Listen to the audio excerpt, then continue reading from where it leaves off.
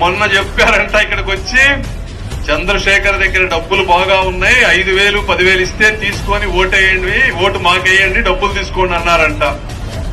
ఏమయ్యా మీలాగా నేను మట్టి తవ్వానా, మందమ్మానా, మైన్స్ తవ్వానా అని అడుగుతున్నా.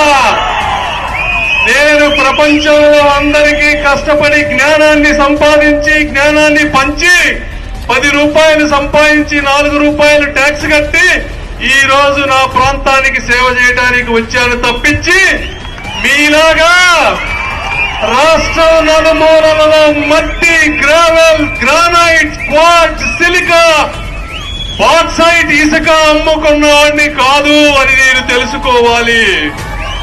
నా డబ్బుకుండే పవర్ నీ డబ్బుకుండదు బ్రదర్.